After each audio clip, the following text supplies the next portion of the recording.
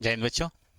आज जो सीसेट का पेपर हुआ है यूपीपीसीएस 2025 वाले, और उसके आइए कम्युनिकेशन स्किल, डिसीजन मेकिंग के जो क्वेश्चंस आए थे उसका देखते हैं कि राइट आंसर क्या होगा। और एक एक क्वेश्चन को आराम से देखते हैं। देखिए, ये फर्स्ट क्वेश्चन 47 नंबर पर दिया हुआ है, जो पेपर का नंबर है 47। ठीक है, 47 पे दे रखा है। क्या दे रखा है कि एक अच्छा संप्रेषण अपना प्रस्तुतिकरण निम्नलिखित किससे आरंभ करता है। भाई, किसी से आप कम्युनिकेशन करना शुरू करेंगे, पहले क्या कहेंगे? ठीक है, हाय हेलो करते हैं, परिचय देते हैं कि मैं विजय सिंह, मैं डॉक्टर विजय सिंह। आप कौन? तो बताएगा कि मैं अजय, मैं संतोष, तमाम तरह की सारी चीज़ परिचय देते हैं। तो सुगम पूर्वाभास करते हैं, परिचय सूत्र करते हैं। तो इसमें राइट आंसर क्या हो जाएगा? नानुमति नहीं, पूर्वाभास करते हैं, जिसको आइस ब्रेकर कहते हैं। इसको आइस ब्रेकर कहते हैं। Ice breaker. एक अच्छा संप्रेषण अपना प्रस्तुतिकरण सुगम पूर्वाभास से शुरू करता है। चलिए, नेक्स्ट क्वेश्चन को देखते हैं। ये कह रहा है कि स्टार बस्टिंग क्या है? यह एक मापन विधि है, यह व्यक्ति के आकर्षण से संबंधित है, इसका उपयोग उत्तम संचार के लिए होता है, यह रचनात्मक सोच और ब्रेन स्टॉर्मिंग तकनीकी है। आपको क्लास में पढ़ाते समय हमने बताया था कि जब रचनात्मक सोच करते हैं और ब्रेन स्टॉर्मिंग, तो उसके लिए जो टेक्निक बता रहा था उसमें स्टार बस्टिंग की बात किया गया था। ठीक है, तो ये क्लास में डिस्कस भी हुई है। चलिए, नेक्स्ट, समूह संवाद। समूह संवाद बारे में बताइए। ये 55 नंबर पर पूछा था पेपर में, 55 नंबर पर। समूह ग्रुप में ईमेल का उत्तर देते समय किससे बचना चाहिए? जो ग्रुप में आप ईमेल कर रहे हैं, जिसमें बहुत लोग जुड़े हुए हैं, उस ईमेल को बहुत ग्रुप में करना होता है, किससे बचना चाहिए, कितना बेहतर है? आप जब अधिकारी बनेंगे तो हमेशा ईमेल वगैरह ऐसा करना होगा कि जो ग्रुप के, तो किससे बचना चाहिए? इसका आंसर जरा सोच करके बताइए आप लोग, क्या हो सकता है? ठीक है, ईमेल की बर्तनी जांचने से संबंधित, ईमेल में हस्ताक्षर उपयोग से संबंधित, बिना आवश्यकता के रिप्लाई ऑल फीचर्स का उपयोग से। ठीक है, जब आवश्यकता है नहीं तो रिप्लाई किन को बात करेंगे? सब लोग रिप्लाई दें, बिना आवश्यकता का रिप्लाई ऑल। तो इससे हम लोग को क्या करना चाहिए? बचना चाहिए। ठीक है, बिना रिप्लाई से। नेक्स्ट क्वेश्चन को देखते हैं हम लोग। यह निर्णय लेना किस प्रकार की प्रक्रिया है? जब कोई भी डिसीजन लेते हैं तो ये कौन सी प्रक्रिया है? दैहिक प्रक्रिया, शरीर से तो लेते नहीं है। बौद्धिक, हाँ, शरीर से मारने उड़ने का निर्णय लेते हैं, बात है, लेकिन वो भी शरीर एक्टिविटी करता है, निर्णय शरीर से नहीं लेते हैं, तो ये होगा नहीं। बौद्धिक प्रक्रिया भी नहीं होती है कि बौद्धिक प्रक्रिया किस प्रकार की प्रक्रिया है। को तो कभी कभी क्या होता है कि बौद्धिक क्षमता ज़्यादा होता है लेकिन फिर निर्णय सही नहीं होते हैं। सामाजिक प्रक्रिया ये भी नहीं है कि समाज के द्वारा जो निर्णय है विषय गलत भी हो सकता है। मनोवैज्ञानिक प्रक्रिया ये सही है, साइकोलॉजिकल मनोवैज्ञानिक। सामाजिक प्रक्रिया भी नहीं हो सकता है, इसलिए कि भाई, आप जैसे तैयारी ही करते हैं तो समाज के लोग क्या कहते हैं? अरे तुमसे नहीं हो पाएगा। तो उनका निर्णय क्या रहता है? कि तुम नहीं कर पाते। और जब आप सिलेक्शन आप ले लेते हैं तो कहते हैं हाँ मुझे पता था कि तुम कर सकते हो। इसीलिए मैं बार बार कहता हूँ कि समाज के चक्कर में ना पड़िए और अपना चुपचाप काम करिए। ठीक है, क्योंकि समाज के लोग इतने बेईमान होते हैं ना कि जब आप तैयारी कर रहे हो और बता दो कि हम आईएएस की तैयारी कर रहे हैं तो कहेंगे तुमसे नहीं होगा। और जब हो जाएगा तो आपसे संबंध जोड़ना शुरू कर देंगे कि ये मेरा पड़ोसी है, मेरा भांजा है, मेरा ये है, वो है, रिलेटिव है, तमाम तरह के। जो क्लास में बच्चे आपसे नहीं बात कर रहे हैं वो भी उस समय कहेंगे नहीं मेरा बहुत अच्छा दोस्त था। जब आपका सिलेक्शन हो जाएगा, क्योंकि उगते हुए सूरज को सब नमस्कार करता है। तो यहाँ पर आप बताएंगे कि आंसर क्या होगा? मनोवैज्ञानिक प्रक्रिया होगा। सामाजिक नहीं हो सकता है, बौद्धिक भी नहीं हो सकता है, दैहिक भी नहीं हो सकता है। नीचे दिए गए विकल्पों में से भिन्न विकल्प को चुनिए। ये कह रहा है कि एक पिरामिड है, स्प्रिंग्स है, मम्मी है, ये सब सिंबल्स हैं। लेकिन ये स्वास्तिक, स्वास्तिक जो है ना, ये सनातन का है, ये सब बाहरी है, ये स्वास्तिक, ये जो है भिन्न है, अलग है। स्वास्तिक जो है, अब ये पिरामिड एक जो बनता है पिरामिड, मम्मी जहाँ पर जैसे लाशें उसे जलाई जाती है उसको, ये सब क्या है? स्प्रिंग्स। ये सब कुछ ना कुछ चीज़ें एक शेप है, ये एक शेप है और ये एक चीन है। ठीक है, जीन है जो पूजा पाठ में नहीं, ये सब यूज किया जाता है, इसे पूजा पाठ में बनाते हैं आप स्वास्तिक वगैरह। तो ये स्वास्तिक, तो ये आपका अलग है। आगे आते हैं। निम्नलिखित कौन सा सही सुमेलित नहीं है? देखिए, नहीं है की बात कर रहा है, और कौन सा सही सुमेलित नहीं है? लेविन लेविन क्षेत्र सिद्धांत तो दिया ही था क्लास में, सारे सिद्धांत को बताया था मैंने, ठीक है, बॉक्स भी बनवाया था। कोलहर, ये भी अंतर्दृष्टि सिद्धांत दिया था, कैसे अंतर्दृष्टि करते हैं ये बात किया था स्किनर। सक्रिय अनुबंध की बात किया था।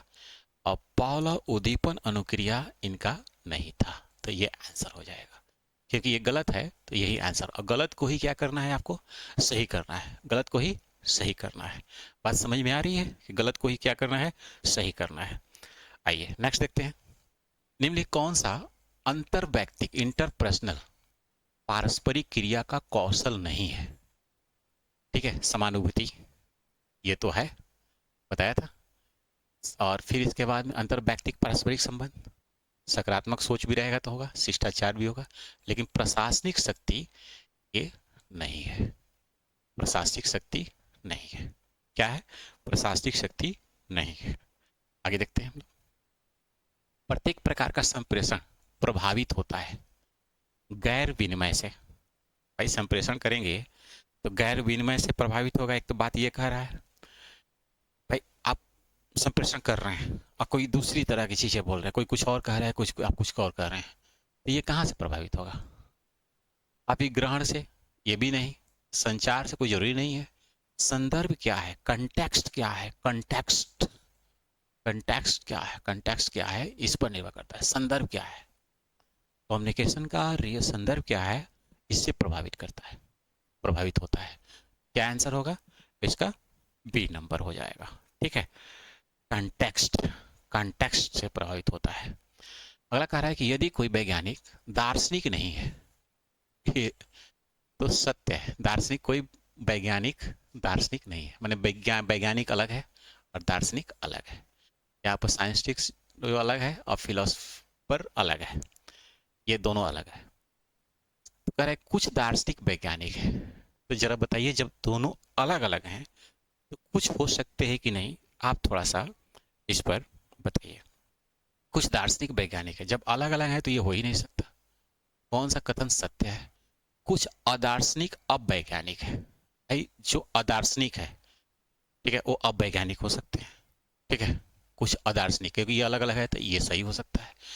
कोई आदर्शनिक वैज्ञानिक नहीं है, ये भी गलत है। सभी वैज्ञानिक दार्शनिक है, ये तो सीधा सीधा इस डायग्राम से ही समझिए। तो आंसर क्या हो जाएगा आपका, बी नंबर हो जाएगा। कुछ अदार्शनिक अवैज्ञानिक नहीं है। ठीक है, कुछ अदार्शनिक अवैज्ञानिक वैज्ञानिक नहीं है, क्योंकि सम नॉन फिलोसफी की बात कर रहा है। सम नॉन फिलोसफर जो है ना, नॉन वैज्ञानिक की बात कर रहा है। नेक्स्ट क्वेश्चन देखते हैं। आकर्षक शरीर भाषा के 7 रहस्य क्या है। 7 रहस्य बताया गया था आकर्षक शरीर का। भाई शरीर का आकर्षण मैंने बताया था कि क्रीम पाउडर लगाने से नहीं होता है, क्रीम पाउडर लगाने से नहीं होता है। आकर्षक शरीर के लिए हमने 7 स्टेप लिखवाया था, कॉपी में देखिएगा। ठीक है, और वही क्वेश्चन आया था, उसी में देखना है। जो 3 एक्स्ट्रा है उसको क्या करना है कि हटा देना है। तो जरा बताएं कि आंसर क्या होगा आपका। ठीक है, तो इसमें देखिए, चेहरा तो होता ही है, हाव भाव भी होता है, ठीक है, संस्कृति नहीं होता है, सिर का हरकत, सिर का हरकत होगा कि नहीं, जरा आप लोग बताएं कि सिर का हरकत होगा कि नहीं। ये सिर का हरकत होता है। आरामदायक नहीं होता है। ठीक है, आंख से संपर्क, प्रतिबिंब होता है। मुद्रा, कोई आसन वगैरह कर रहे हैं तो ये आसन वगैरह होगा कि नहीं, प्रतिबिंब। ठीक है, तो प्रतिबिंब ये भी नहीं। मुद्रा, इलाका, प्रतिरूप, क्या क्या नहीं होगा देख रहे होंगे। 3 भी नहीं हो सकता है, 5 भी नहीं हो सकता है और 7 भी नहीं हो सकता है। यानी होगा 1 2 4, ठीक है, 6, 4 के बाद 6 8 और 9। तो किस में है, 1 2 4 6 8 9 10, ये डी में है, इसमें है डी में है। आंसर डी नंबर हो जाएगा। नेक्स्ट क्वेश्चन को देखते हैं। कह रहा है कि समस्या समाधान जो प्रॉब्लम सॉल्व होता है ना, के संदर्भ में किसने कहा है कि कार्य करना आसान है, सोचना कठिन है।